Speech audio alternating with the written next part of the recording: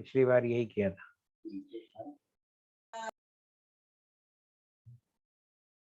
हाँ, ये इसके पहले सबसे पहले सिक्योरिटी में जाएं, ये सब हटाएं। पिछली बार भी ये किया था। बिल्कुल। अब शेयर स्क्रीन में जाइए। शेयर में करते हैं तो यहाँ वो कर देता है तुरंत। तो पहले उसको कर, वो आता ही नहीं, ऑप्शन ही नहीं आता। यही समझ में नहीं आता। वहीं से ओपन बोर्ड, यही शेयर करना है। हाँ, अब यहाँ जाइए मोर में, तुरंत कर दीजिए, तुरंत पहले। हाँ, मोर में जाके तुरंत कर दीजिए। यही गायब हो गया। ये तो ऊपर चल जाएगा। रुकिए एक सेकंड। हाँ, ये देखो, ये इतनी देर में तो कर ही देते हैं। और डिसेबल को इनेबल कर लीजिए। कहाँ चला जाता है? अरे ये आ गए ना बच्चे, उससे तो कोई बात नहीं है, तो खैर हो गया। ये हाँ, इसको करिए। हाँ, फिर से अब हमें स्टॉप शेयर करना है। स्टॉप करके फिर से स्क्रीन शेयर कर देते हैं। शेयर कर आ गया। ठीक है। अब आप इसके अंदर चैट में चैट खोल लीजिए। इसका चैट का विंडो बड़ा नहीं आ सकता है? तो बड़ा कर सकते हैं ना। इसको खींच के बड़ा करना चाहते हैं। नहीं, ये जो मैक्सिमम है ना, तो पूरा हो जाएगा ना, फिर पूरे में चला जाएगा ना, उतना नहीं। और बड़ा खाली करना चाहते हैं इसका।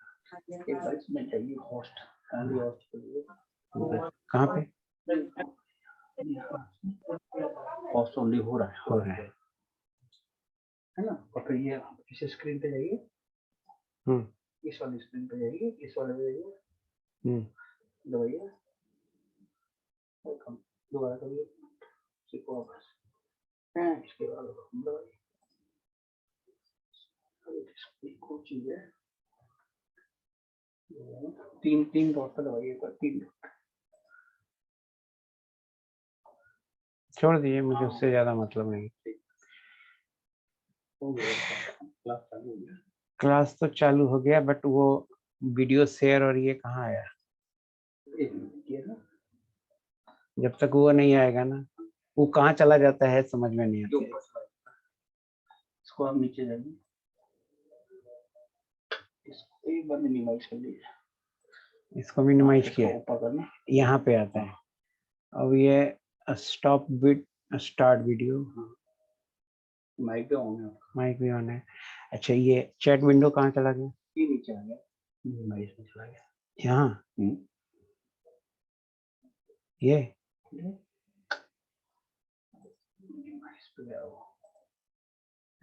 यहाँ आया ही नहीं, कहाँ चला जाता है ये पता ही नहीं चलता है।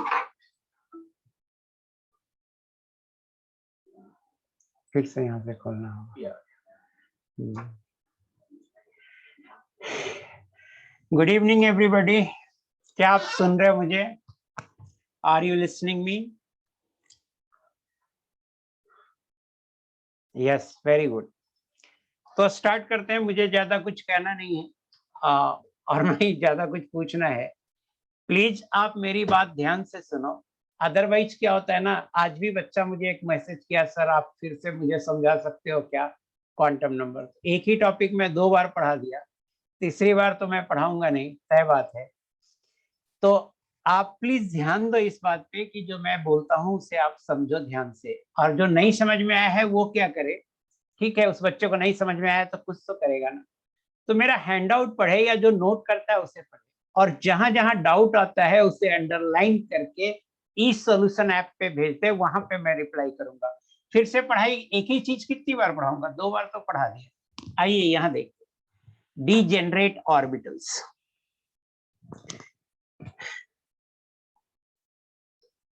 all the orbitals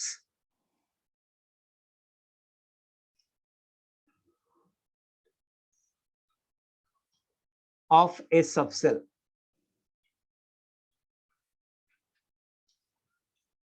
have same energy.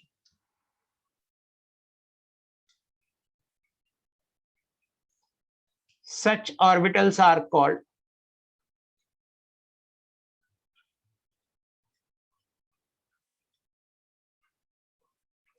degenerate orbitals.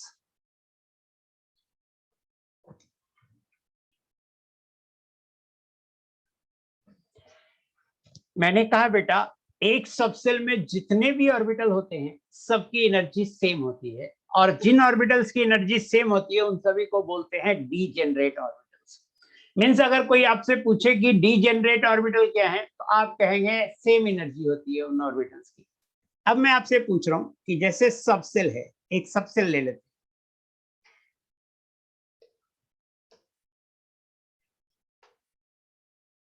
Subshell हमने ले लिया 2p, तो आप मुझे बताओ इस 2p में कितने ऑर्बिटल होंगे? आप लिख के बताओ मुझे चैटिंग विंडो पे कि कितने ऑर्बिटल्स होंगे। 2p में कितने ऑर्बिटल्स होंगे? 3 ऑर्बिटल होते हैं। p के लिए l की वैल्यू, हाँ सही है, वेरी गुड। देखो ऐसा है ना, ऑनलाइन आप क्लास कर रहे हैं तो एक ही दो बच्चा आपने देखा कि 3 लिख दिया और आपको भी 3 ही आता है, तो आप भी मत लिखो। एक दो बच्चा 3 लिख दिया मीन्स आपको समझ में आ गया, टीचर को भेज दिया किसी। Very good, most of the बच्चों ने सही बताया है, 3 बताया, वेरी गुड। p के लिए l की वैल्यू होगी 1, तो m की 3 वैल्यू होगी -1 0 +1, तो 3 ऑर्बिटल होगी। तो ऑर्बिटल होगा 2px, 2py और 2pz। इन तीनों ऑर्बिटल को हम रिप्रेजेंट कर रहे हैं ऐसे, एक ऑर्बिटल के लिए एक स्क्वायर का एक स्क्वायर है, दूसरे के लिए दूसरा स्क्वायर है और तीसरे के लिए तीसरा स्क्वायर है। ये तीनों ऑर्बिटल को ऐसे रिप्रेजेंट कर रहे हैं। मान लेते हैं कि ये 2px है, ये 2py है, ये 2pz है, और इन तीनों orbitals have same energy. This 3 orbitals have same energy. This 3 orbitals have same energy.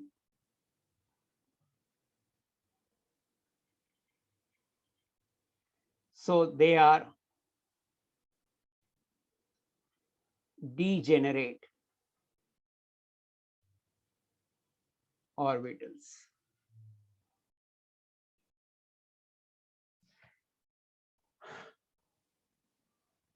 Very good Krishna ji, आप भी सही बोल रहे हैं, 12+1, लेकिन आपने 12+1 गलत लिखा है।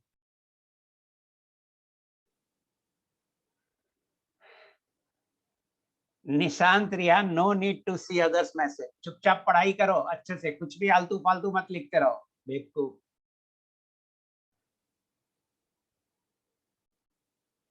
हाँ अब मैं आपसे पूछ रहा हूं कि अगर सबसेल 3D है तो कितने ऑर्बिटल होंगे? अगर सबसेल 3D है तो कितने ऑर्बिटल होंगे?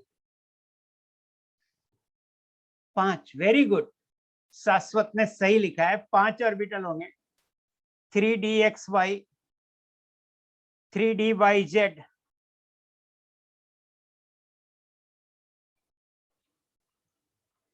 3dzx, 3dx²y²,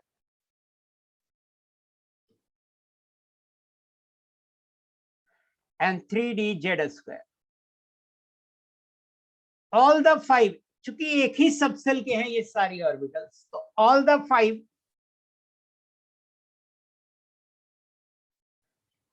have same energy,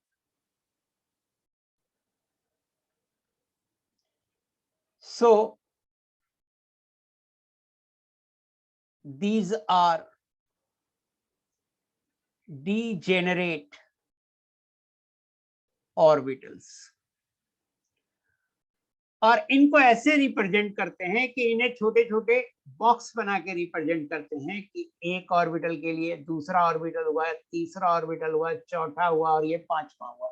ये 5 ऑर्बिटल्स हैं, इन पांचों की एनर्जी सेम, इन पांचों की एनर्जी सेम है। तो आई होप कि आपको डीजेनरेट ऑर्बिटल समझ में आ गया। सेम एनर्जी होगा, सेम सेल का होगा, एक ही सबसेल का होगा, सेल भी सेम होगा, सबसेल भी सेम होगा। सेल और सबसेल सेम होगा तो एनर्जी सेम होगा।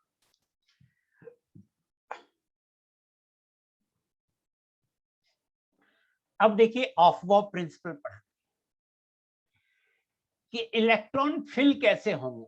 It is about filling of electrons, about electronic configuration. तो ऑफ-बॉब प्रिंसिपल है कि electrons are field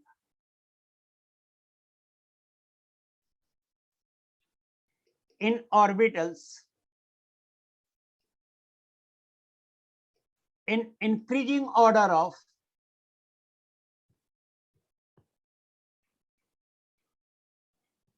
their energy. Starting with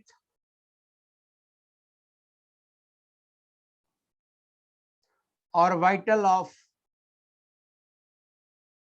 lowest energy.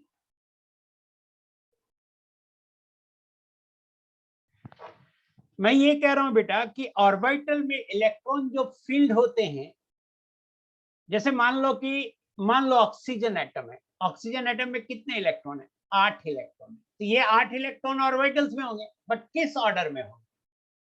तो मैं बोल रहा हूं जिस ऑर्बिटल की एनर्जी सबसे कम होगी पहले इलेक्ट्रॉन उसमें जाएगा।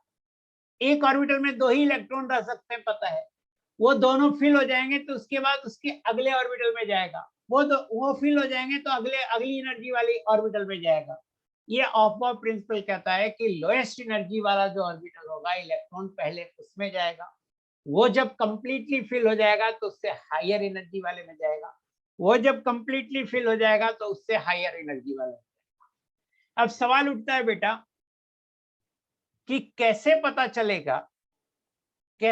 चलेगा कि किस ऑर्बिटल की एनर्जी कम है?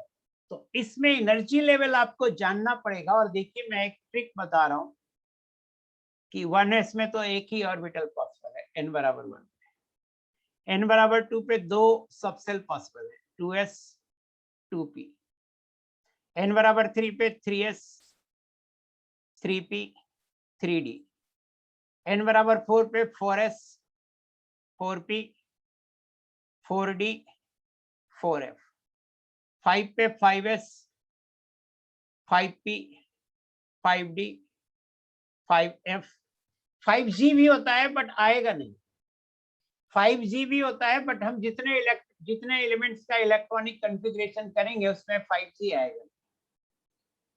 6s 6p 7s 7p।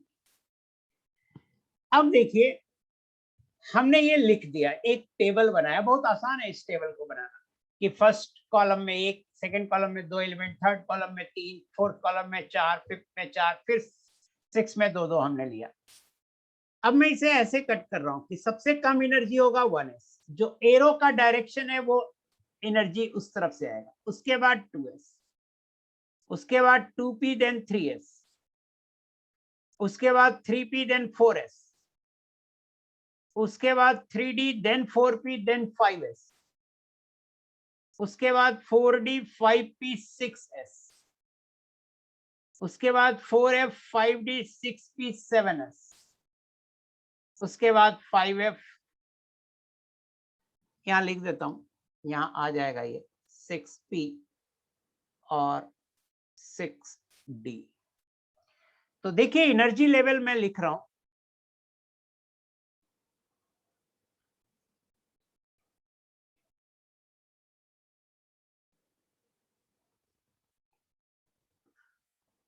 One S की एनर्जी सबसे कम होती है। देखो इस जो एरो लगा हुआ है ना, नीचे से चलेंगे और एरो के डायरेक्शन में, उसके बाद 2s की, 2s से ज्यादा एनर्जी होगी 2p की। देखो यहाँ पे आए, फिर यहां से यहाँ पे आए, हमेशा यहां से स्टार्ट करो और ऊपर तक जाओ, फिर यहां से स्टार्ट करो ऊपर तक जाओ, फिर यहां से स्टार्ट करो ऊपर तक जाओ, फिर यहां से स्टार्ट करो ऊपर तक जाओ, फिर यहां से स्टार्ट करो ऊपर तक जाओ। तो 1s की एनर्जी सबसे कम होगी, उसके बाद 2s की, उसके बाद फिर 2p की, 2p से ज्यादा होगी 3s की, 3s से ज्यादा होगी 3p की, 3p से ज्यादा होगी 4s की, 4s से ज्यादा होगी 3d की। मींस 4s में इलेक्ट्रॉन पहले जाएगा और 3d में बाद में जाएगा। इससे 3d से ज्यादा होगी 4p की, 4p से ज्यादा होगी 5s की, 5s से ज्यादा होगी 4d की, 4d से ज्यादा होगी 5p की, 5p से ज्यादा होगी 6s की, 6s से ज्यादा होगी 4f की, 4f से ज्यादा होगी 5d की, 5d से ज्यादा होगी 6p की, 6p से ज्यादा होगी 7s की, 7s से ज्यादा होगी 5f की, 5f से ज्यादा होगी 6d की, 6d से ज्यादा होगी 7p। मुझे आप ये बताना, n+l रूल इसके बाद बताऊंगा, मुझे आप ये बताना कि ये जो मैंने एक ट्रिक बताया, क्या इस ट्रिक से आप ये एनर्जी लेवल लिखना समझ में आया या नहीं आया, सिर्फ ये बताना। Yes, very good, very good, very good बेटा, बहुत अच्छा चल रहा है। मैं फर्स्ट 3 क्लास में तो परेशान हो गया था, बट अब बहुत अच्छा चल रहा है, वेरी गुड। ये एनर्जी लेवल है। अब एक बात आप और याद रखिए, आपको याद होगा डेफिनेटली, बट याद रखिए कि एस में मैक्सिमम इलेक्ट्रॉन कितने आएंगे? आप बताओ कितने आएंगे एस में मैक्सिमम? 2, very good. पी में मैक्सिमम कितने आएंगे बेटा? मैक्सिमम 6। डी में मैक्सिमम कितने आएंगे बेटा? 10। और एफ में मैक्सिमम कितने आएंगे बेटा? 40। ये 2 पॉइंट एनर्जी लेवल और ये पॉइंट याद रखेंगे, इससे आप इलेक्ट्रॉनिक कॉन्फ़िगरेशन लिख लेंगे। Very good. अब देखिए कंक्लूजन है ऑफ द प्रिंसिपल का n+l rule. n+l rule conclusion है अल्फा प्रिंसिपल का। जैसे इस रूल का फायदा क्या है, डायरेक्ट कोई आपसे पूछ दे कि 5f की एनर्जी ज्यादा होगी या 7s की, कोई आपसे डायरेक्ट पूछ दे कि किसकी एनर्जी ज्यादा होगी, तो किसकी एनर्जी ज्यादा होगी 5f और 7s के लिए हम ऐसा नहीं करेंगे कि हम पूरा एनर्जी लेवल देखेंगे और देखेंगे 5f और 7s में कौन आगे और कौन पीछे है, ये नहीं देखेंगे, बल्कि हम n+l रूल लगाएंगे। रूल क्या है? तो रूल कहता है, rule 1, orbital with lowest value of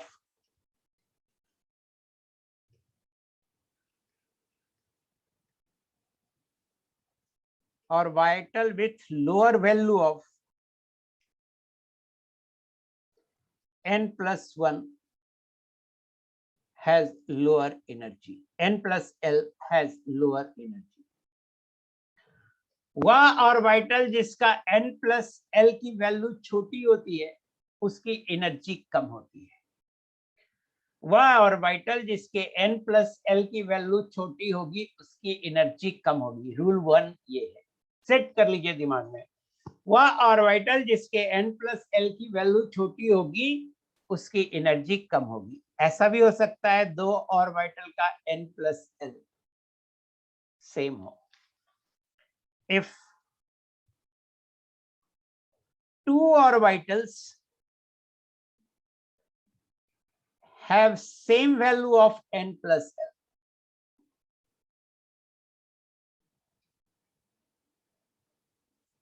then orbital with a smaller value of n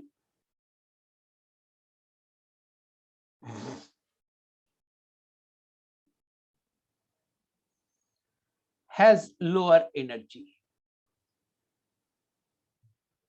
ये 2 रूल से आप तुरंत बता देंगे कि क्या होगा। जैसे मैंने अभी क्या पूछा था, 5f और 7s में पूछा था, मैंने अभी पूछा था 5f और 7s में। तो 5f में n बराबर है 5 और l बराबर है 3, n+l हो गया 5 + 3 8। और 7s में n बराबर है 7 और s के लिए l होता है 0, n+l हो गया 7। This implies energy of 7s is less than 5f। आप पीछे देख लीजिए, 7s पहले आया होगा और 5f बाद में आया।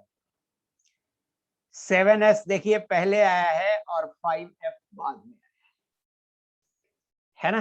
मीन्स जिसकी एनर्जी कम होगी वो पहले आएगा, देखिए पहले आएगा।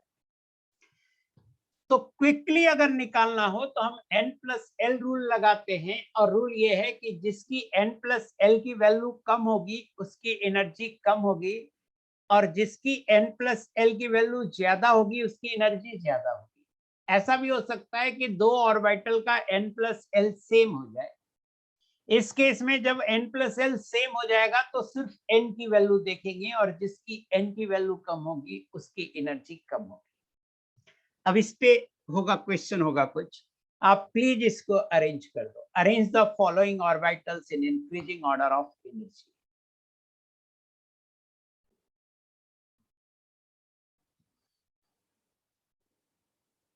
तो देखिए, ए बनाते हैं, बी आपका होमवर्क है। मेरे पास 5D है, तो n का वैल्यू लिखिए, l का वैल्यू लिखिए, n+l लिखिए। तो 5D के लिए n 5 है, l 2 है, n+l 7 है। 6s के लिए n 6 है, l 0 है, n+l 6 है। 7p के लिए n का वैल्यू 7 है, l का वैल्यू 1 है, और n+l 8 है। और 4f के लिए n का वैल्यू 4 है, f का वैल्यू 3 है, 4 + 3 7 है। इसमें सबसे छोटा वैल्यू कौन है? 6। तो सबसे कम एनर्जी होगी 6s की। उसके बाद दो सेम है, 7 7, 5D और 4f के लिए सेम है, n+l। तो जब n+l सेम हो जाए तो n देखेंगे। 5D के लिए n 5 है और 4f के लिए n 4 है, तो 4f की एनर्जी कम होगी। उसके बाद 5D, और सबसे ज्यादा होगी 7। ये ऑर्डर है, ये ऑर्डर है energy of 6s 4f 5D 7p। हर्ष ने देखो सही बनाया है, कृष्णा नारायणा सिंह सही बनाया हो बेटा। देखो आज तुम सही रिप्लाई कर रहे हो और कल तुम दिल पे ले लिए थे। सो कुछ बच्चे समझ रहे हैं, कुछ बच्चे 8-10% बच्चे ऐसे हो सकते हैं जिनको दिक्कत हो रही है। उनसे मेरा एकदम हम्बल रिक्वेस्ट है कि आप मेरे हैंडआउट को कम से कम 2-3 बार 4 बार पढ़िए, और जो पॉइंट नहीं समझ में आता है उसका स्क्रीनशॉट लेकर के ई सॉल्यूशन ऐप पे भेज दीजिए। मैं आपको डिटेल से समझा दूंगा। व्हाट्सएप मत करना। होता क्या है, बच्चा सोचता है कि अरे टीचर मेरे क्लास के बाद बैठा हुआ है, किसी दूसरे क्लास ले रहा होता हूँ, आपका व्हाट्सएप देखता हूँ, मैं रिप्लाई नहीं कर पाता हूँ। फिर बाद में क्या होता है, इतने मैसेज आते हैं कि आपका व्हाट्सएप नीचे चला जाता है और फिर हम ढूंढ नहीं पाते। सो ई सॉल्यूशन ऐप पे मैं डेली बैठता हूँ 1 घंटे और आपको रिप्लाई करता हूँ। शायद आपको ये एनर्जी वाला कॉन्सेप्ट समझ में आ गया। सेकंड पार्ट का भी आंसर देखिए, लक्षिता ने कर दिया। सेकंड पार्ट आपका ये होमवर्क है, ये आप घर पे करना। जब रिवीजन करना तो आप सेकंड पार्ट कर लेना, और हम आंसर भी हमसे मत पूछना। आप आंसर इसका कहाँ चेक करोगे? तो इसमें चेक करोगे, इसमें देखोगे कि ऑर्डर वो है कि नहीं। सो आप सेकंड पार्ट खुद से कर लो। अब है which of the following does not exist. इसके आंसर कीजिए, मोर देन 1 आंसर भी हो सकते हैं। इस क्वेश्चन के आंसर कीजिए प्लीज, कौन सा एग्जिस्ट नहीं करेगा?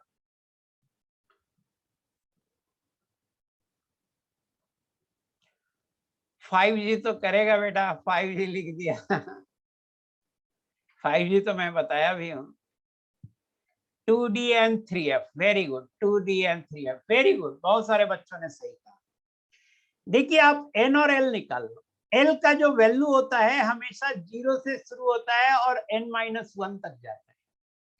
मींस l हमेशा लेस देन n होगा, यही करेक्ट होगा। अगर l बराबर n है इनकरेक्ट हो जाएगा, अगर l ग्रेटर देन n है तो इनकरेक्ट हो जाएगा। इसमें n2 है, l2 है, इनकरेक्ट हो गया।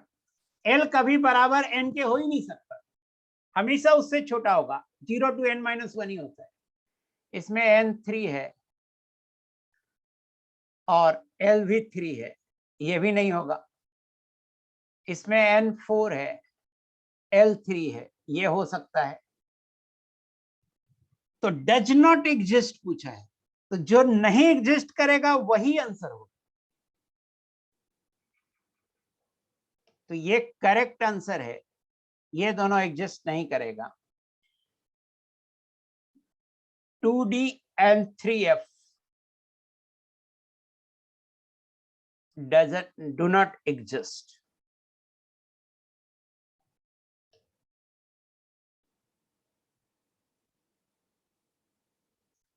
फोर एफ ये एग्जिस्ट कर सकता है, यहाँ n बराबर 5 है और l बराबर 4 है, ये भी एग्जिस्ट कर सकता है। तो चूंकि डजंट एग्जिस्ट पूछ रहा है तो A भी होगा और B भी होगा। शायद आपको समझ में आ गया होगा। Hund's rule of maximum multiplicity।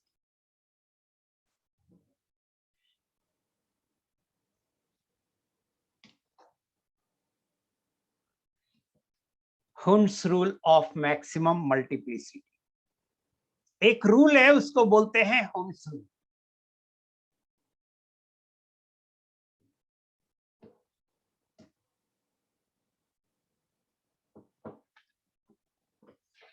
पहले तो ये देखें कि ये लगेगा किस पे।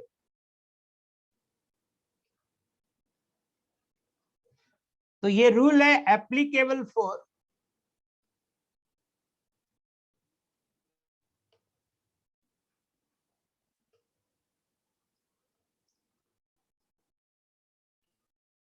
degenerate orbitals।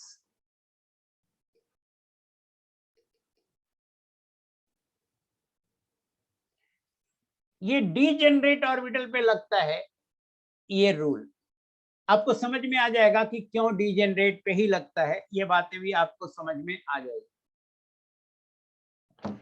रूल क्या है, पहले मैं ये लिख देता हूं कि the rule states that, Hund's rule states that for a given electronic configuration,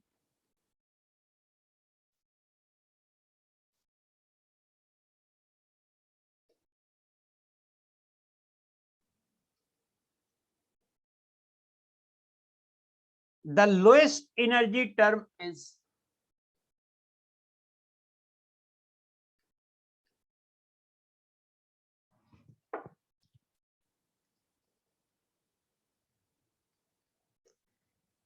the one with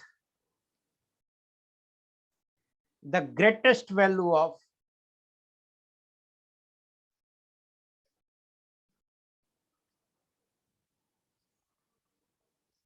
a spin multiplicity।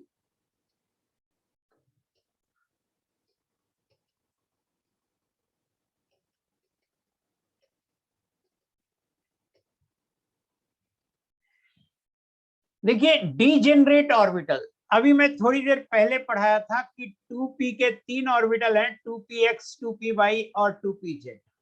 ये डीजेनरेट ऑर्बिटल है। और 2p में मैक्सिमम 6 इलेक्ट्रॉन हो सकते हैं। तो मान लो कि आपको 2p में 3 इलेक्ट्रॉन भरने हैं। कितने इलेक्ट्रॉन भरने हैं? 3। ये जो ऊपर 3 लिखा हूं वो नंबर ऑफ इलेक्ट्रॉन है। तो 3 भरने का तरीका एक तो ये हो सकता है, 1 इलेक्ट्रॉन भरा, 2 इलेक्ट्रॉन भरा, तीसरा भरा। दूसरा तरीका ये हो सकता है कि 1 इलेक्ट्रॉन भरा, दूसरा भरा, तीसरा भरा। तीसरा ये हो सकता है कि 1 भरा, दूसरा भरा, तीसरा भरा। ये हो सकता है कि दोनों इसमें भर दिया, तीसरा भरा। कई तरीके हो सकते हैं। तो कौन सा तरीका सही है, इसके लिए हुंस रूल है। तो लफड़ा कहाँ आ रहा है? लफड़ा तब होगा ना जब सेम एनर्जी का ऑर्बिटल है। नहीं तो अगर अलग एनर्जी है तो हमें पहले से पता है ऑफ बॉब प्रिंसिपल में। नहीं, फर्स्ट और सेकंड दोनों सही है बेटा, थर्ड फोर्थ गलत है। तो फर्स्ट सेकंड दोनों सही है। लफड़ा कहाँ हो रहा है? लफड़ा तब हो रहा है जब डीजेनरेट ऑर्बिटल है, एक से ज्यादा ऑर्बिटल की एनर्जी सेम है, तो पता नहीं चल रहा है कि किसमें पहले भरे, या दो, एक ऑर्बिटल में दो पहले भर दे। चूंकि 3 ऑर्बिटल है, तीनों की एनर्जी सेम है, तो कंफ्यूजन क्रिएट हो सकता है कि किसमें पहले भरे, किसमें बाद में भरे, या कौन सा लोएस्ट एनर्जी, कौन सा स्टेबल कॉन्फ़िगरेशन होगा। तो इसके लिए हुंस ने एक रूल बनाया। पहला पॉइंट तो आपको समझ में आ गया कि ये लगेगा उसी में जिसमें डीजेनरेट ऑर्बिटल। सेम एनर्जी के एक से ज्यादा ऑर्बिटल होंगे तो कैसे भरेंगे, इसके लिए मैं कह रहा हूं कि रूल ये बोल रहा है कि एक given electronic configuration the lowest energy term इसलिए बोल रहा हूं, टेल अगेन, पूरी बात सुनो ना बेटा, बीच में पूरी बात सुनते नहीं हो, लिख देते हो टेल अगेन। पहले बोलूंगा, पूरी बात समझा दूंगा, हुमसूल खत्म हो जाएगा, तब बोलना सर नहीं समझ में आया, या मैं पूछूंगा कि समझ में आया या नहीं आया, तब फिर से बोल रहा हूं। पहला पॉइंट मैंने बोला कि ये सिर्फ डीजेनरेट ऑर्बिटल पे लगेगा, पहली पॉइंट ये हो गया। अब इसको एक्सप्लेन करते हैं। फिर मैंने बोला कि 2p में 3 ऑर्बिटल होते हैं, 2px, 2py, 2pz, तीनों की एनर्जी सेम होती है, मींस ये तीनों डीजेनरेट ऑर्बिटल है। चूंकि 3 ऑर्बिटल है तो मैक्सिमम 6 इलेक्ट्रॉन हो सकता है। मान लो हमें 3 इलेक्ट्रॉन भरना है, 6 भी भर सकते हैं, है ना, 1 भी भर सकते हैं, 1 से लेके 6 तक कितने भी इलेक्ट्रॉन भर सकते हैं। तो मान लो कि हमें 3 इलेक्ट्रॉन भरना है, तो 3 इलेक्ट्रॉन फिल करने के कई तरीके हो सकते हैं जो बोर्ड पे लिखे हुए हैं, पहला, दूसरा, तीसरा, चौथा। तो कौन सा तरीका सही होगा? तो पहला तो रूल है ऑप्पा में कि जिसकी एनर्जी कम होगी, किसकी एनर्जी कम होगी, तो सबकी एनर्जी तो बराबर है, पहले से कहा गया, तो सबकी एनर्जी बराबर है, पहले से कहा गया। लेकिन हुन्स कह रहा है, हुन्स ने क्या कहा कि ठीक है ऑर्बिटल की एनर्जी सबकी बराबर है, लेकिन यहां कह रहा है कि वो electronic configuration lowest energy term वाला होगा जिसकी स्पिन मल्टीप्लिसिटी ग्रेटेस्ट होगी। देखिए प्लीज रूल देखिए, rule states that for a given electronic configuration the lowest energy term is the one with the greatest value of spin multiplicity, means वो arrangement सबसे lowest energy term means most stable arrangement, lowest energy term means most stable arrangement। तो इसमें most stable arrangement वो होगा जिसकी spin multiplicity highest होगी। करण निगाडे, फिर से बोल रहा हूं बेटा, हुन्स ने कहा कि जब भी हमें सेम एनर्जी वाले ऑर्बिटल्स में इलेक्ट्रॉन फिल करना होगा तो वो अरेंजमेंट सबसे स्टेबल अरेंजमेंट होगा जिस अरेंजमेंट का, वो अरेंजमेंट सबसे स्टेबल अरेंजमेंट होगा जिस अरेंजमेंट का स्पिन मल्टीप्लिसिटी मैक्सिमम होगा। अनुज्ञा सक्सेना, अभी आप आगे की बात पूछ रहे हैं, पहले पूरा पढ़ा लूंगा, मैं बोलूंगा कि पढ़ नहीं, मैं बोलूंगा आपसे कि कोई डाउट है तब ना आप लिख के पूछोगे, फिर से वही पुरानी बात शुरू कर दी। प्लीज मेरी बात सुनिए, मैं क्या बोल रहा हूं पहले, हुन्स रूल खत्म हो जाएगा, मैं पूछूंगा आपसे कि समझ में है कि, बीच में कोई नहीं लिखेगा। हाँ सुनो, फिर से सुनो, पी में 3 ऑर्बिटल हैं, मैक्सिमम 6 इलेक्ट्रॉन हो सकते हैं, तो 0 से लेकर 6 तक कितने भी इलेक्ट्रॉन हो सकते हैं। मान लो इलेक्ट्रॉन नहीं है तब कोई बात ही नहीं, मान लो 3 इलेक्ट्रॉन रखने, तो 3 इलेक्ट्रॉन रखने का अरेंजमेंट ये हो सकता है, ये हो सकता है, ये हो सकता है, ये हो सकता है, 4 पॉसिबिलिटी हमने दी। इनमें कौन सही है? तो मैंने बोला पहला, दूसरा सही है, तीसरा चौथा गलत है। ये हुन्स रूल से होता है। हुन्स रूल कहता है कि वो अरेंजमेंट सही है जिसकी स्पिन मल्टीप्लिसिटी मैक्सिमम होगी। जो टर्म आ रहा है बार बार वो स्पिन मल्टीप्लिसिटी आ रहा है। कि सर हमें कैसे पता चलेगा कि किसकी स्पिन मल्टीप्लिसिटी मैक्सिमम होगी? तो सबसे पहले हम स्पिन मल्टीप्लिसिटी को डिफाइन करते हैं। तो स्पिन मल्टीप्लिसिटी होता है, हुन्स ने बताया, डिफाइन किया इसे, कि स्पिन मल्टीप्लिसिटी होता है 2 into modulus of s plus 1। ये फॉर्मूला है स्पिन मल्टीप्लिसिटी का, पहले तो इसे याद रखिए। ये फॉर्मूला है स्पिन मल्टीप्लिसिटी का 2 into modulus of s plus 1। Capital S क्या है? तो कैपिटल S को बोलते हैं टोटल स्पिन,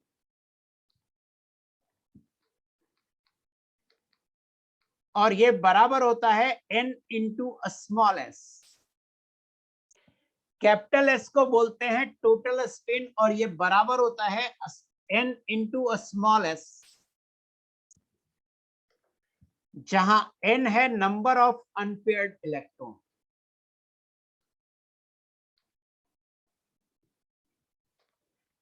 n है number of electron, unpaired electron, और s है स्पिन क्वांटम नंबर, जो कि हाफ हो सकता है या माइनस हाफ हो सकता है।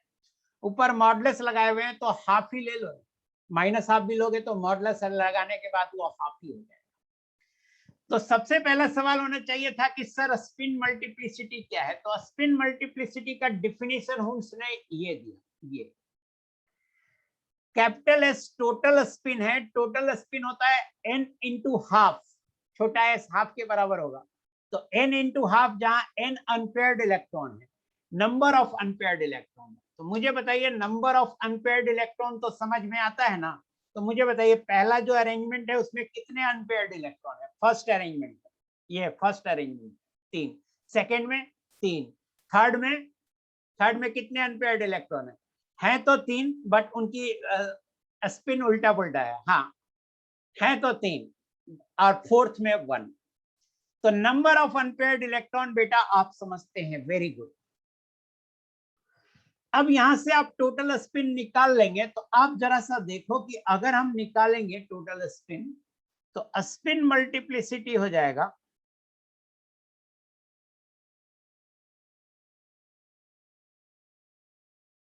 2 इंटू टोटल स्पिन का वैल्यू रख दीजिए n into half plus 1, 2 cancel हो गया, और ये आ गया n प्लस 1। तो हम शॉर्ट में आप ऐसे कर सकते हैं कि स्पिन मल्टीप्लिसिटी होगा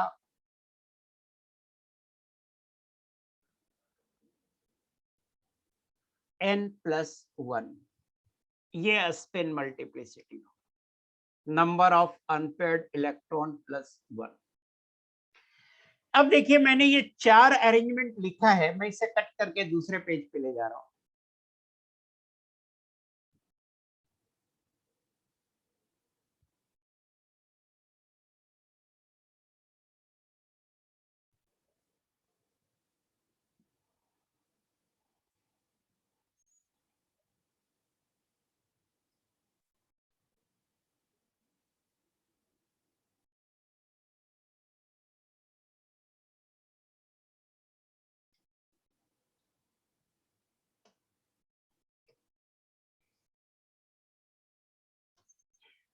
हमने 4 अरेंजमेंट लिखा है, इन चारों अरेंजमेंट का स्पिन मल्टीप्लिसिटी निकालते हैं।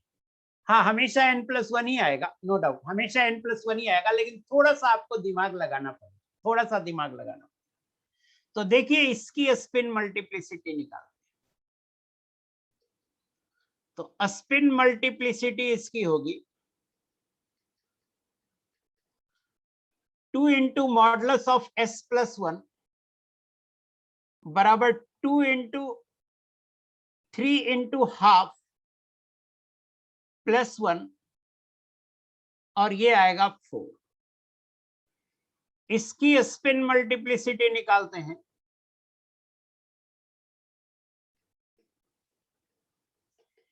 ये होगा 2 इंटू मॉडुलस ऑफ s+1, ये होगा 2 इंटू 3 इंटू हाफ प्लस 1, ये भी आएगा 4। इसकी स्पिन मल्टीप्लिसिटी निकालते हैं। जरा सा देखिएगा बोर्ड पे लिखिए, यहां इसका हाफ, इसका हाफ, इसका स्पिन हाफ, बट इस केस में, थर्ड वाले केस में, इसका हाफ है स्पिन, इसका माइनस हाफ है, और इसका प्लस हाफ है। तो इस केस में स्पिन मल्टीप्लिसिटी होगा, इसमें देखिएगा चेंज हो जाएगा। इस केस में स्पिन मल्टीप्लिसिटी होगा 2 इंटू मॉडुलस ऑफ s+1, और 2 इंटू मॉडुलस ऑफ s होगा half minus half plus half plus 1, और ये आ जाएगा, एक कैंसिल हो गया, हाफ हाफ, ये आ गया 2। इस केस में स्पिन मल्टीप्लिसिटी निकाले,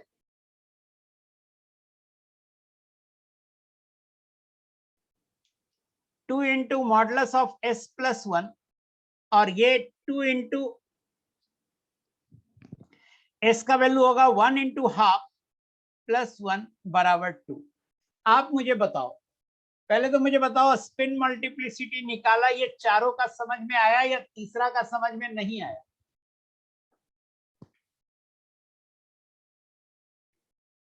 आ गया, very good very good very good very good. ये तीसरा में देखे ना, ये नीचे था एरो तो हाफ माइनस हाफ, जब तीनों को जोड़े तो ये हाफ हो गया। तीसरा रिपीट कर रहे हैं, देखिए मॉडुलस ऑफ एस निकालने में कैसे निकालते हैं मॉडुलस ऑफ एस। यहाँ half plus half plus half 3 into half, तो 3 इंटू हाफ हो गया। यहां भी देखिए half plus half plus half 3 into half हो गया। बट यहाँ एरो देखिए ऊपर नीचे है, तो half minus half half, half minus half 0 हो गया, यहाँ हाफ आ जाएगा एस, तो मॉडुलस ऑफ एस सिर्फ हाफ है। तो तीसरा देखिए, 4 तो बहुत आसान है, ये तो 0 पहले से ही हो गया, हाफ माइनस हाफ 0 हो गया, एक unpaired electron, number of unpaired electron एक ही है फोर्थ में, तो 1 इंटू हाफ, एस क्या होता है जी, n into half, number of unpaired, fourth में तो एक ही अनपेयर्ड इलेक्ट्रॉन है, तो s हो गया 1 इंटू हाफ। तो हुन्स ने कहा कि वो अरेंजमेंट मोस्ट स्टेबल अरेंजमेंट होगा जिसका स्पिन मल्टीप्लिसिटी मैक्सिमम होगा। तो स्पिन मल्टीप्लिसिटी किसका मैक्सिमम आया, तो फर्स्ट 2 का आया, सो फर्स्ट 2 करेक्ट है और नेक्स्ट 2 रॉन्ग है। तो ये करेक्ट हो गया, ये करेक्ट हो गया, ये रॉन्ग हो गया, ये रॉन्ग हो गया।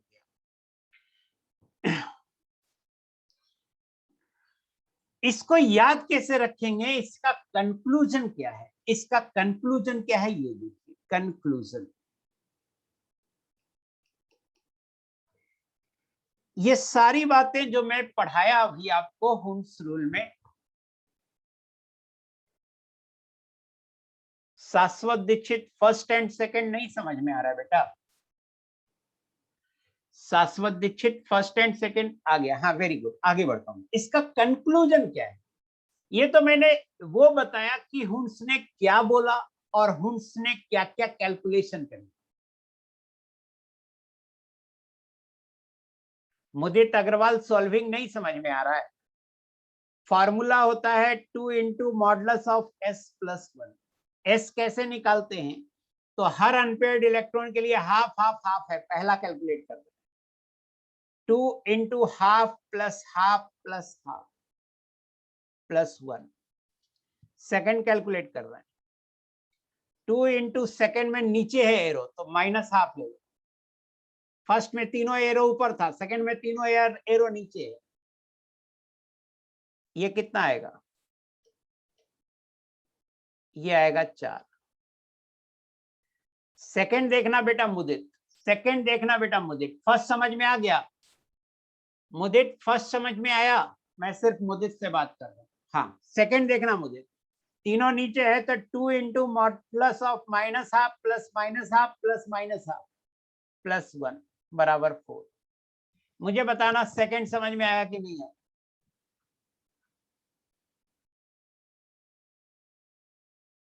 मुदित नहीं आया सेकंड। अरे बेटा देखो, देखो ना बेटा इलेक्ट्रॉन कैसे अरेंज है, एकदम समझ में आ जाएगा, तुम दिमाग में बैठाए हुए हो कि मुझे नहीं समझ रहा। जब एरो ऊपर है मींस मान लो क्लॉकवाइज स्पिन है, तो इनकी वैल्यू हाफ हाफ हाफ होगी, और जब एरो नीचे है तो मान लो एंटी क्लॉकवाइज स्पिन है, तो एंटी क्लॉकवाइज स्पिन के लिए value minus half minus half minus half होती है। तो टोटल स्पिन जो अनपेयर्ड इलेक्ट्रॉन की जो स्पिन की वैल्यू है उसे जोड़ दीजिए, तो minus half plus minus half plus minus half जोड़िएगा तो कितना आएगा, -3/2। अब मॉडुलस के अंदर है तो बाहर निकालेंगे तो वो 3/2 हो जाएगा, 2 इंटू 3/2 प्लस 1, 4 ही तो आएगा। मुझे बताना मुझे सेकंड समझ में आया नहीं आया बेटा, ओके वेरी गुड, समझ में आ गया सेकंड। अब थर्ड देखना बेटा, थर्ड थर्ड में देखो एक एरो ऊपर है, दूसरा नीचे है, तीसरा ऊपर है, ऊपर वाले को अगर हाफ लेंगे तो नीचे वाले को माइनस हाफ लेंगे, 2 into half minus half plus half plus 1 बराबर 2। सर आ गया, लिख दिया, वेरी गुड। अब फोर्थ में ना एक ही ऑर्बिटल के अंदर प्लस माइनस दोनों है, हाफ प्लस हाफ भी है, माइनस हाफ भी है, तो ये तो ऐसे ही जीरो हो गया। अब इसका हाफ ले लो फोर्थ में, आ गया, लिख दिया, वेरी गुड वेरी गुड। अब कंक्लूजन क्या है इसका, तो देखिए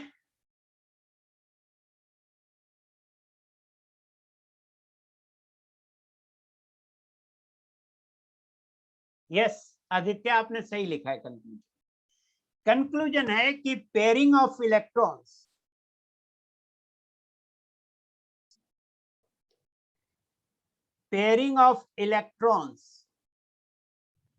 सही लिखा है बेटा आदित्य आपने कंक्लूजन। लेकिन आप मुझे बताओ अब तक जितना मैं पढ़ाया हूं वो सारा समझ में आपको आया है अच्छे से या नहीं आया, ये बताओ। मेरे लिए ज्यादा इंपॉर्टेंट ये है कि आपको समझ में आ रहा है नहीं आ रहा है। आदित्य सतीश कारवा,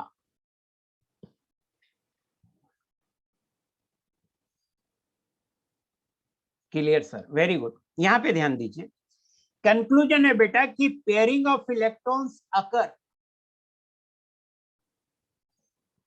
pairing of electrons in degenerate orbitals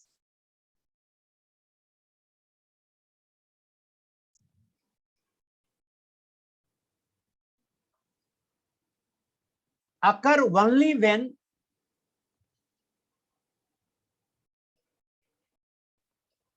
all the degenerate orbitals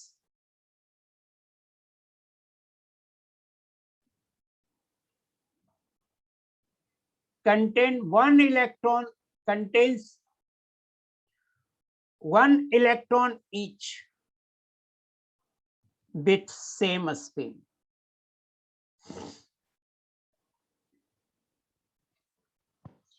means मान लो डी में टोटल 6 इलेक्ट्रॉन भरना है, डी में मैक्सिमम 10 भर सकते हैं, मान लो हमें 6 इलेक्ट्रॉन भरना है, तो हम क्या करेंगे कि डी में पहले 5 ऑर्बिटल होते हैं, 1 2 3 4 5 ऑर्बिटल, तो 6 भरना है तो हर ऑर्बिटल को पहले एक एक भर देंगे।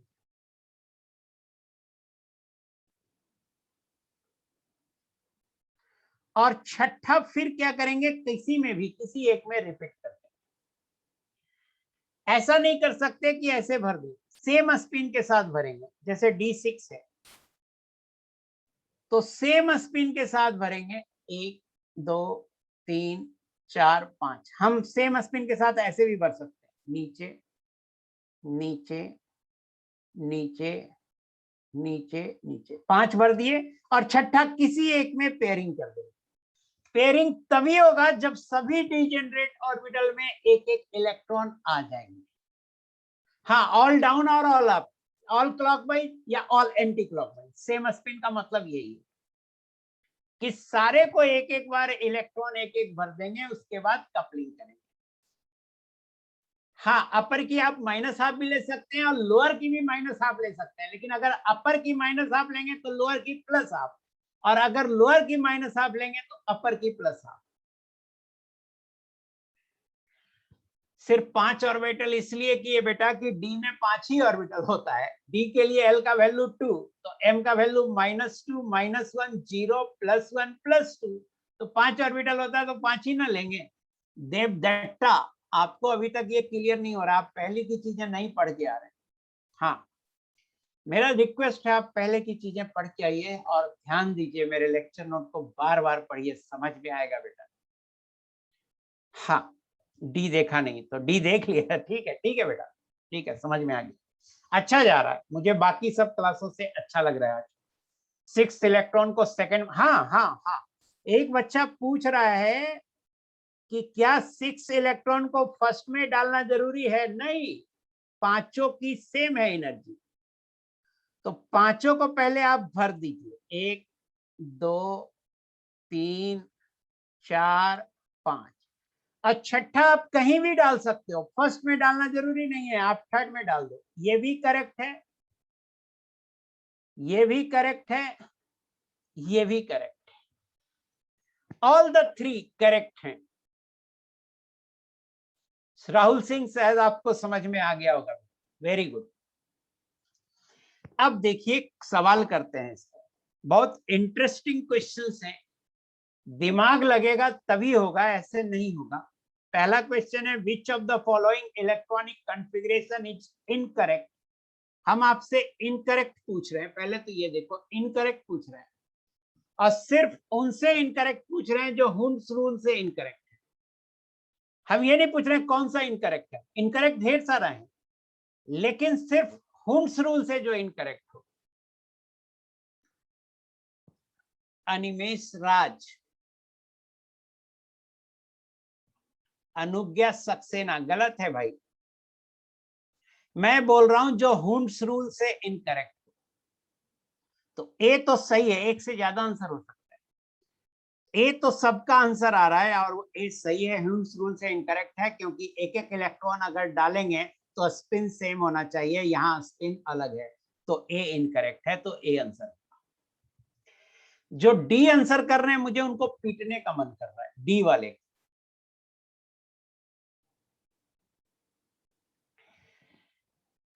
प्लीज आप मत लिखो अब, प्लीज मेरी बात सुनो। करेक्ट आंसर है ए और सी। आप जो इतना छटपटा रहे हो ना, कोई ए बी, कोई ए बी सी, कोई ए, लो मैं करेक्ट आंसर बोल देता हूं, अब तो गलत नहीं लिखो।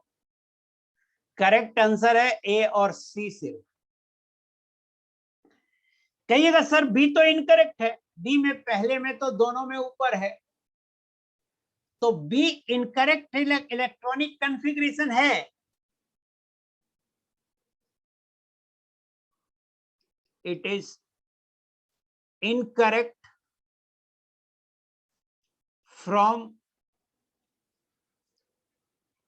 Pauli's exclusion principle, not from Hund's rule.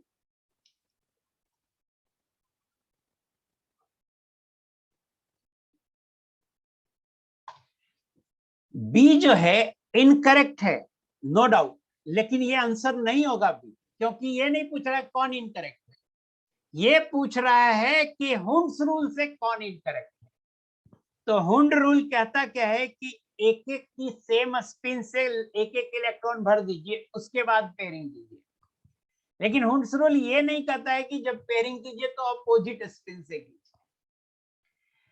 तो ये जो बी है निस्संदेह ये इनकरेक्ट है, बट हुंड्स रूल से नहीं इनकरेक्ट है, पॉलिज एक्सक्लूजन प्रिंसिपल से इनकरेक्ट है। क्यों? इस ऑर्बिटल में अगर दोनों सेम स्पिन रख देंगे तो all the 4 quantum number same हो जाएगा। मान लो ये जो ऑर्बिटल है ये 3d(z²) है, तो n 3 हो गया, l 2 हो गया, z² के लिए m 0 मान लो, तो n l m तो सेम हो गया जैसे एक ऑर्बिटल में है। अब दोनों का स्पिन ऊपर कर दिया तो दोनों का s+½ हो जाएगा, और जैसे ही s+½ हो गया दोनों इलेक्ट्रॉन का, चारों क्वांटम नंबर सेम हो गया। So B is wrong arrangement, but it is not wrong from Hund's rule, it is wrong from Pauli's exclusion principle. और यहाँ पूछ रहा है जो रॉन्ग है हुंड्स रूल से वो आंसर करना है, तो बी आंसर नहीं। सी आंसर होगा इट वायलेट्स बोथ, इट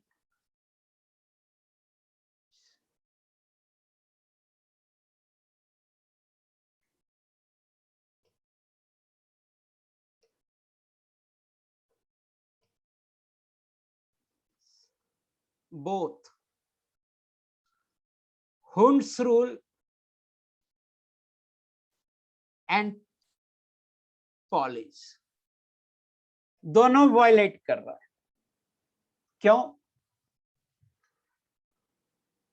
क्यों दोनों वायलेट कर रहा है? तो यहां देखिए दोनों सेम है, दोनों क्या है, अब दोनों स्पिन क्या है, सेम है, दोनों +½ मान लो, तो चारों क्वांटम नंबर सेम हो जाएगा अगर दोनों +½ ले लेंगे।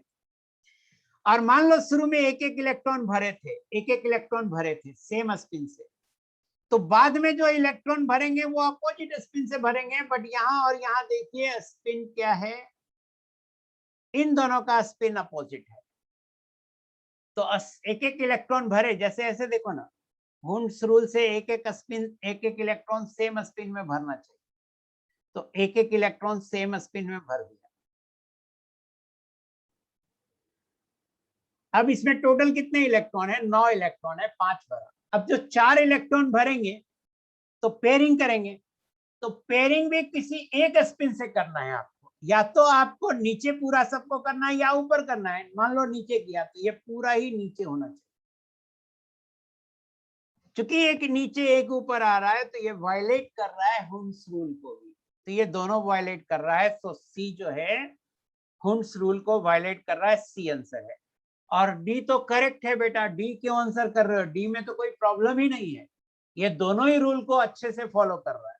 अरे डी में 3 इलेक्ट्रॉन है और पांचों की ऑर्बिटल की एनर्जी सेम है, तो पांचों में से किसी भी 3 पे आप रख दीजिए इलेक्ट्रॉन को, डी करेक्ट है। डी करेक्ट है तो डी आंसर नहीं होगा। बी इनकरेक्ट होते हुए भी आंसर नहीं होगा, क्योंकि ये हुन्स रूल को वायलेट नहीं कर रहा है, ये पॉलीज एक्सक्लूजन प्रिंसिपल को वायलेट कर रहा है।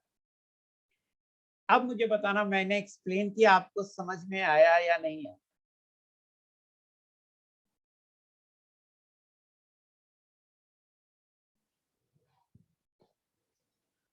एक बच्चा बोल रहा है इतने ज्यादा लिख दिए कि आपके मैसेज ही आपने जो टाइप किया वो नीचे चला गया, ऊपर चला गया, अब वो मैं देख ही नहीं पाऊंगा। एक बच्चे का मैं मैसेज पढ़ चुका था और वो बोला था सी को फिर से एक्सप्लेन कीजिए, और वो जेन्युइन था कि फिर से एक्सप्लेन करने कह रहा है सी को, वो बहुत जेन्युइन था। सी को ध्यान से देखो, सी को ध्यान से देखो। सी में कहता है ना हुन्स रूल की पहले एक एक इलेक्ट्रॉन दीजिए और सेम स्पिन से दीजिए। तो मान लो पहले एक एक इलेक्ट्रॉन भर दिया, सेम स्पिन से ही भरा, ठीक है।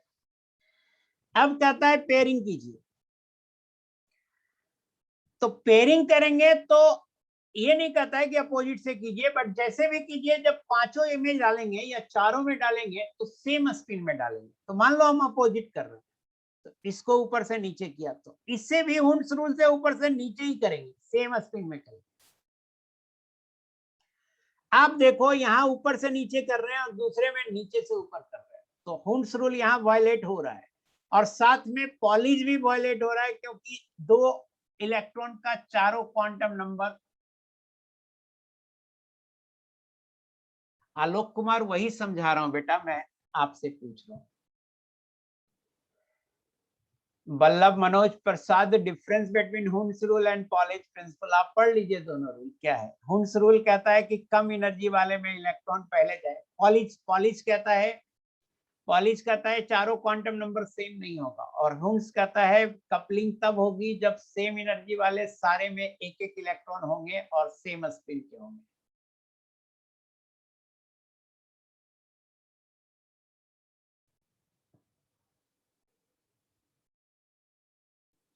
डी कोई प्रिंसिपल ब्रेक नहीं करता है, डी करेक्ट अरेंजमेंट है। तो क्यों बोल रहे हो डी कैसे पॉलीज एक्सक्लूजन प्रिंसिपल ब्रेक करता है? डी कोई प्रिंसिपल ब्रेक नहीं करता, सबको फॉलो करता है डी। हाँ, डी इज राइट। डी इसलिए राइट है कि मान लो कि डी में 3 इलेक्ट्रॉन है, डी में 3 इलेक्ट्रॉन है, डी में 5 ऑर्बिटल है, 1 2 3 4 5, पांचों की एनर्जी सेम है, तो तीनों इलेक्ट्रॉन कहीं भी हो सकता है। मेरा मन मैं यहां भर दूं, यहां भर दूं, यहां भर दूं, मेरा मन मैं यहां भर दूं, यहां भर दूं, यहां भर दूं, मेरा मन कहीं भी भर सकते हैं।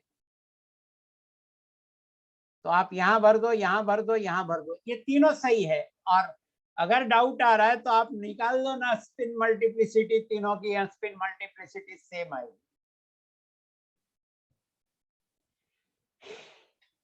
ये जो प्रॉब्लम आ रहा है बार बार, वो सी का ही आ रहा है, और सी का जेन्युइन प्रॉब्लम है, लेकिन आप बार बार लिख के आप अपना ध्यान बटा रहे हैं और सी का प्रॉब्लम समझ नहीं रहे। सी जो आप प्रॉब्लम पूछ रहे हैं कि सी कैसे हुन्स रूल ब्रेक कर रहा है, ये जेन्युइन प्रॉब्लम है, मैं मानता हूं, ये पूछना भी चाहिए था। और आप इस बात को समझने पे जोर ना देके बार बार आप अपना ध्यान इधर उधर कर रहे हैं। फिर से देखिए, मैं सी को एक्सप्लेन करता हूं, फिर से एक्सप्लेन करता हूं सी को, सिर्फ सी एक्सप्लेन करूंगा, क्योंकि मुझे लगता है यहाँ पे आपको डाउट हो सकता है। देखिए जरा सा,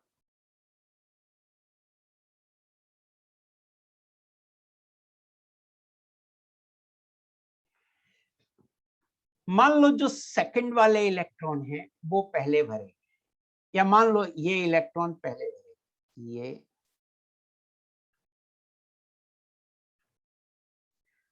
तो इलेक्ट्रॉन सेम स्पिन में भरोगे ना भाई। मुझे बताओ ए हुंस रूल को फॉलो करता है ना?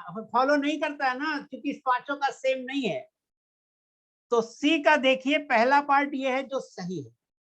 अब दूसरा पार्ट को मैं दूसरे कलर से बना रहा हूं। दूसरा पार्ट ये है,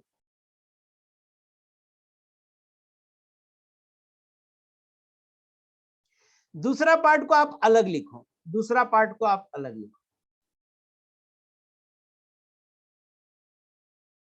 क्या ये दूसरा पार्ट फॉलो कर रहा है हुंस रूल का? इन चारों का स्पिन सेम है क्या?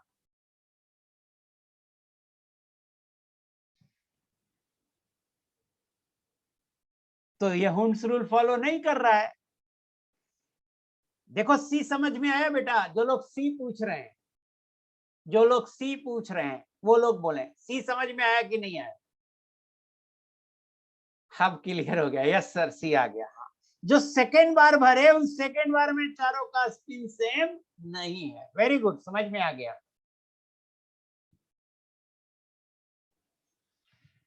यस मोहित कर, मैं तुमको ना लपड़ाऊंगा। बोल रहा है कि जो बच्चे आईसीएससी से हैं उन्हें पहले से आता है, उससे कोई मतलब नहीं बेटा। मैं तो मान के चल रहा हूँ तुम क्लास 8 के स्टूडेंट हो, मैं पढ़ा रहा हूँ, मुझसे आना चाहिए, मुझसे समझ में आना चाहिए। पढ़ोगे ही नहीं घर जाके तो समझ में कैसे आए? आप बोल रहे हैं जो बच्चे आईसीएससी बोर्ड से हैं उन्हें पहले से आता है। इतनी बातें थोड़े आईसीएससी में पढ़ाते हैं। कुछ भी जो बच्चे पहले से आता है, अरे मैं पढ़ा रहा हूं ना, मेरे पढ़ने से आना चाहिए, मेरे पढ़ाने से आना चाहिए। डजेंट मैटर कि आप पहले क्या पढ़े हैं। मैं जो पढ़ा रहा हूं, इन बच्चों ने हम जो पढ़ाए उन पे मेहनत किया है। आप नहीं पढ़े हैं इसलिए आपको दिक्कत हो रही है। प्लीज घर पे जाके पढ़िए और बहाना मत ढूंढिए।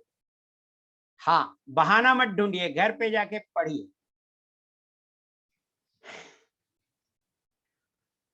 घर पे जाके पढ़िए। दिक्कत होती होगी, मैं समझता हूँ दिक्कत होती होगी। आप स्क्रीनशॉट लीजिए और उसे ई सॉल्यूशन ऐप पे डालिए। हाँ, फिल होने के बाद नेक्स्ट को देखना है। तो अब शायद क्लियर हो गया होगा। Very good.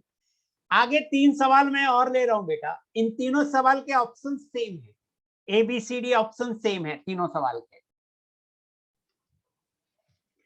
अब कह रहा है which of the following electronic configuration is incorrect by Pauli's rule. क्या आंसर होगा? आंसर बताना।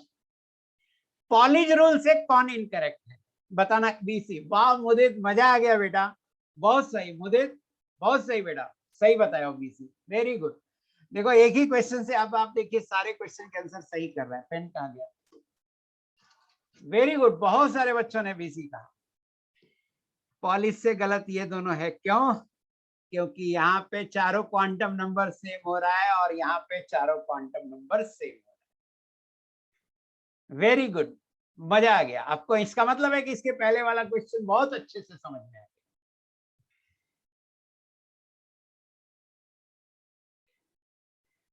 नेक्स्ट क्वेश्चन है बेटा, विच of the following electronic configuration is correct. इसका आंसर कीजिए, कौन सा करेक्ट है? ओ अनुज्ञा सक्सेना। देखिए, अरे ये कैसे करेक्ट हो सकता है? डी करेक्ट है एकदम। देखिए आप सही कर रहे हैं। सी डी नहीं, केवल डी करेक्ट है। सी में देखो ना सेम स्पिन है तो चारों क्वांटम नंबर सेम है, गलत हो गया। बी में चारों क्वांटम नंबर यहाँ पे सेम है, गलत हो गया। यहाँ तो स्पिन ही अपोजिट है, गलत हो गया। Next, in which of the following electronic configuration Hund's rule is violated but Pauli's rule is applicable? Hund's rule violate हो रहा है और Pauli's rule applicable है।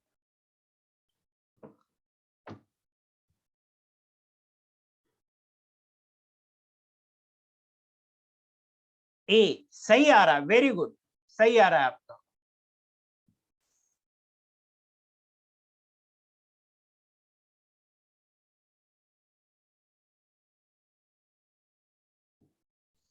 बहुत सही, वेरी गुड।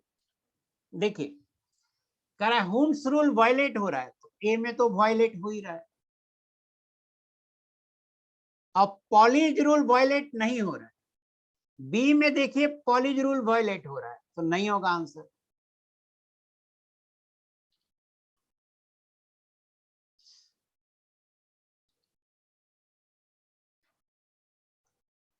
यहां भी हुंस वायलेट हो रहा है, बट पॉलिज भी वायलेट हो रहा है।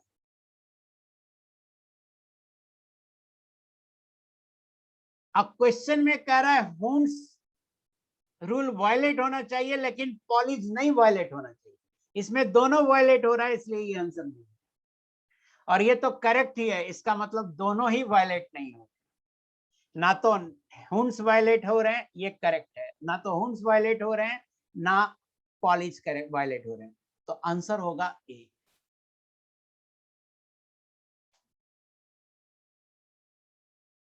हाँ,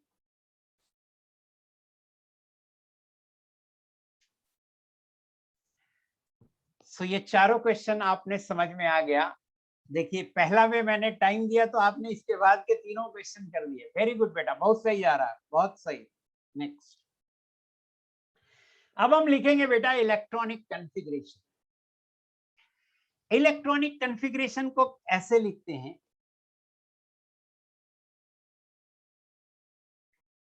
इलेक्ट्रॉनिक कॉन्फ़िगरेशन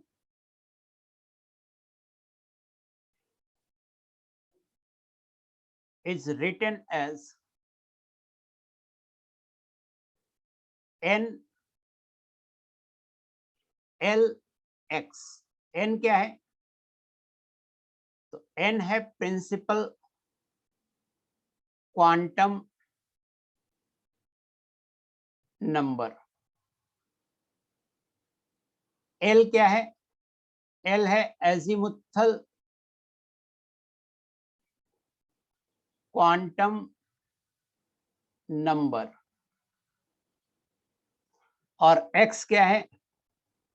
तो number of electrons in the subshell.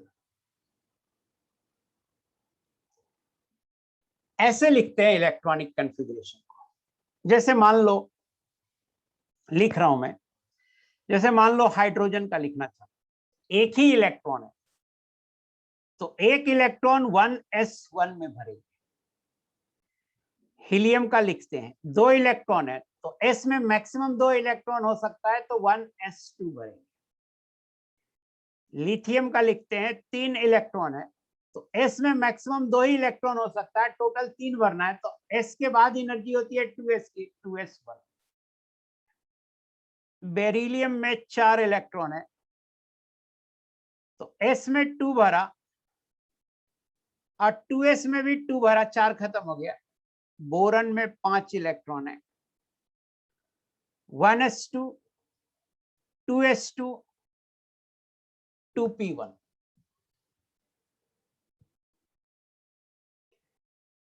Carbon देखिए, कार्बन में 6 इलेक्ट्रॉन है, 1s2, 2s2। आप बताओ 2p क्या होगा?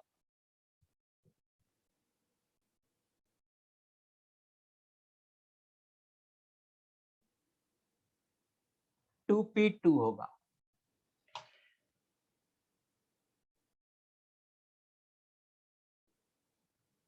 हाँ, बोरन पे इसीलिए पी ब्लॉक शुरू होता है। देखो ना, आपको मजा आ रहा है। कोई एक बच्चा लिखा था, फिर से समझाइए, लेकिन क्या फिर से समझाइए, मुझे नहीं समझ में आ रहा है। क्वेश्चन फिर से समझाइए, या इलेक्ट्रॉनिक कॉन्फ़िगरेशन फिर से समझाइए, ये बात क्लियर नहीं हो रही। एक बार मैं टाइम देख लूं। मुझे एक चीज बताना, मेरी क्लास के बाद भी आपकी क्लास है किसी सर की क्या? यस, तो मैं टाइम देख लूं एक बार, तब आगे बात करूंगा। मेरी क्लास है 5 बजे तक, है अभी 5-7 मिनट। एक बात मैं और कह रहा हूं कि हुंस रूल कहां से अप्लाई होना शुरू होगा? तो hydrogen, helium, lithium, beryllium, boron तक तो हुंस रूल की जरूरत ही नहीं होगी। पहली बार कार्बन से स्टार्ट होगा, क्योंकि पी में 3 ऑर्बिटल होते हैं। तो 3 ऑर्बिटल होते हैं, मान लो ये 3 ऑर्बिटल है, पी में 2 इलेक्ट्रॉन भरना है, तो दोनों इलेक्ट्रॉन को हम ऐसे भरेंगे। तो हुंस rule is applicable from carbon atom, carbon atom and उसके बाद से हुंस रूल अप्लाई होगा। Hund's rule is not applicable for s or s orbitals. It is applicable for p, d and f orbitals. ये पॉइंट मैं Hund's rule में ये दो point लिख देता हूं.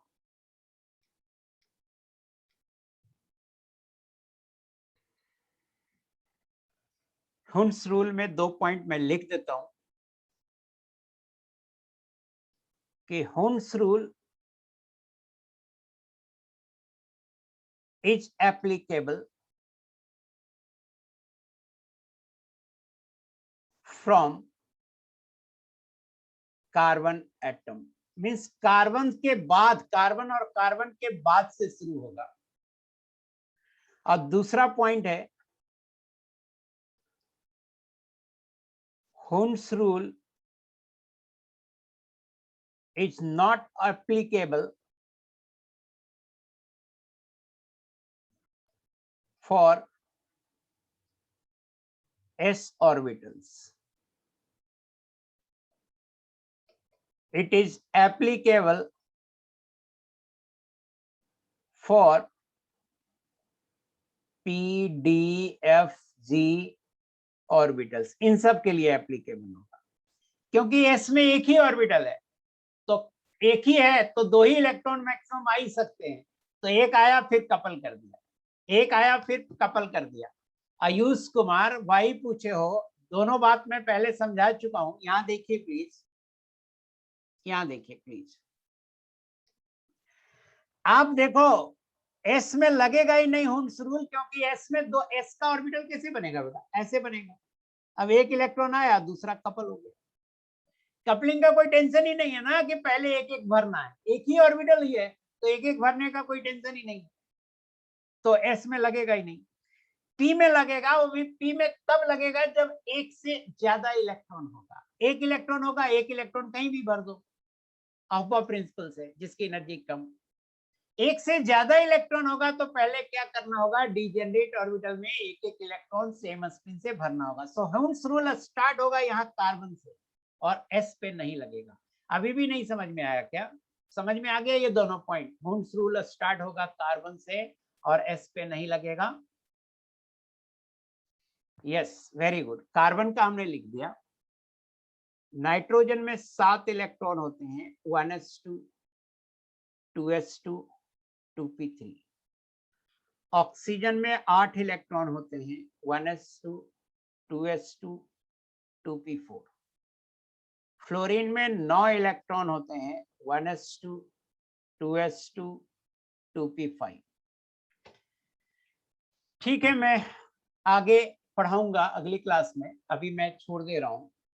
लेकिन मेरी रिक्वेस्ट है, करता हूं ना अपलोड, मेरी रिक्वेस्ट है कि जो बच्चे नहीं समझ में आ रहा उनसे रिक्वेस्ट है, नोट को पढ़िए और आपको इलेक्ट्रॉनिक कॉन्फ़िगरेशन लिखने आना चाहिए. वैल्यूज, क्वांटम नंबर पूरा अच्छे से समझ में आना चाहिए. एक टेबल बनाया था, वो टेबल आपको बनाने आना चाहिए. और जहां जहां दिक्कत आ रहा है इस सॉल्यूशन ऐप पे भेजिए. जरूरी है बेटा, क्वांटम नंबर चैप्टर फिनिश होने को आ रहा है, तो कुछ ना कुछ आपको करना पड़ेगा. अगली क्लास में हम डिस्कस करेंगे आपका डीपीपी 0. मैंने आपको डीपीपी 0 दिया था और रेस 0 दिया था और रेस 1 दिया था. ये दोनों हम अगली क्लास में डिस्कस करेंगे, तो आप नोट करके आइएगा, ये दोनों बना के आइएगा, हम डिस्कस करेंगे पहले. So thank you very much. अब मैं आपका नोट अपलोड कर दूं, इसके पहले मुझे सेव करना पड़ेगा.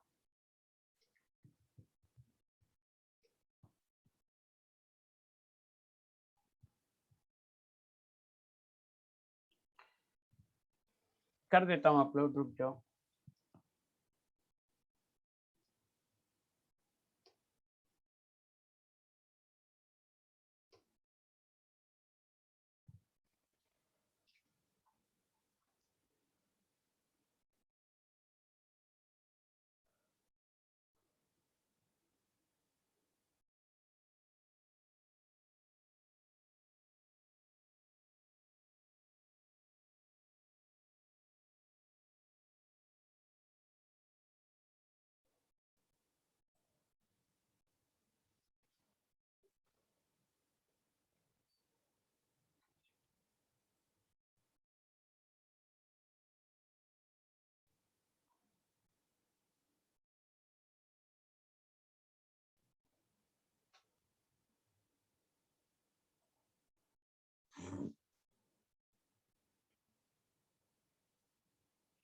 Thank you very much. बस मैं नोट अपलोड कर दूं, आप बता देना अपलोड हुआ या नहीं हुआ।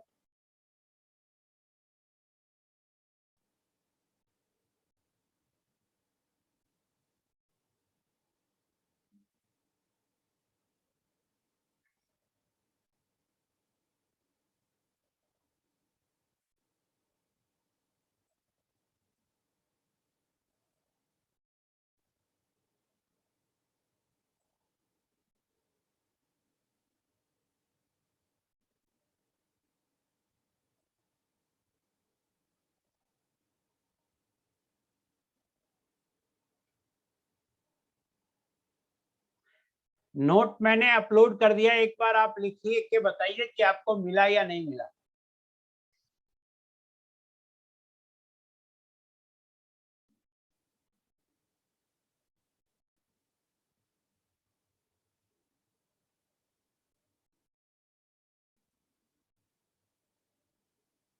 होमवर्क बेटा मैं आपको जो होमवर्क लिख के देता हूँ ना, वो ग्रुप में ही देता हूँ बेटा, फिर बार बार आप क्यों पूछते हैं। आज तो मैंने बोला कि अगली क्लास में मैं आपको रेस 0 और रेस 1 पूछूंगा, मैं अगर डिस्कस करूंगा। और रेस 0 में टाइम लगता है, तो रेस 0 में आपको टाइम लगेगा, नहीं तो अपन डिस्कस करेंगे। ठीक है बेटा, thank you very much, bye everyone. दिनों दिन क्लास बेटर होते जा रहा है, आप पेशेंस रखते जा रहे हैं तो चीजें अच्छी होते जा रही है। क्लास में फिर भी 10 से 15% ऐसे बच्चे मुझे फील होते हैं, वो जब लिखते हैं तो उनको समझ में दिक्कत हो रही है। तो अगर ऐसे बच्चे हैं तो वो प्लीज मेरा लेक्चर नोट 3-4 बार पढ़ें और पढ़ने के बाद स्क्रीनशॉट लेकर के उसे ई सॉल्यूशन ऐप पे भेजें। Bye everyone. और आप मेरे साथ बने रहो, धीरे धीरे चीजें बहुत अच्छे से समझ में आएगा। Have patience. बाय।